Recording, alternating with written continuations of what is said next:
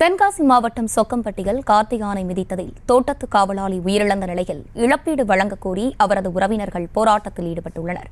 இதுகுறித்து மேலும் விவரங்களோடு இணைகிறார் செய்தியாளர் ஐயனார். ஐயனார், வணக்கம். விவரங்களை வழங்கலாம். நிச்சயமாக சொக்கம்பட்டி பகுதியில் காட்டு யானை மிதித்து தோட்ட காவலி உயிரிழந்த சம்பவத்தை தொடர்ந்து உரிய இழப்பீடு வழங்கக் கோரி உறவினர்கள் போராட்டத்தில் ஈடுபட்டதால் பரபரப்பு ஏற்பட்டது. தென்காசி மாவட்டம் கடையனூர் அருகே சொக்கம்பட்டி பகுதியில் வசித்து வந்தவர் மூக்கையா.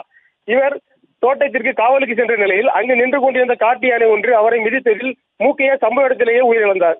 இந்த நிலையில் அவரது உடலானது தற்போது பிரேத பரிசோதனைக்காக நெல்லை அரசு மருத்துவமனைக்கு அனுப்பி வைக்கப்பட்டுள்ள நிலையில் இந்த சம்பவம் தொடர்பாக சொக்கம்பட்டி போலீசார் வழக்கு பதிவு செய்து விசாரணை நடத்தி வருகின்றனர்.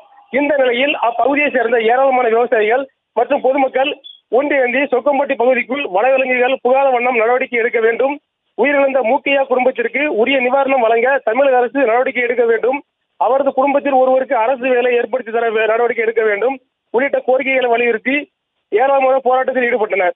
அவர்களிடம் வனத்துறையினர் மற்றும் காவல்துறையினர் பேச்சுவார்த்தை நடத்தினர். இதனைத் தொடர்ந்து கடைகள் தாசில்தாரும் பேச்சுவார்த்தையில் ஈடுபட்டார். மேலும் மேலதிகாரிகளிடம் கேட்டு உங்களது கோரிக்கைகள் நிறைவேற்றி தரப்படும் என உறுதியளித்தனர் அதிகாரிகள்.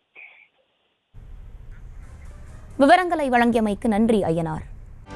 செய்திகளை உடனுக்குடனும் துல்லியமாகவும் தெரிந்து கொள்ள சப்ஸ்கிரைப் பண்ணுங்க.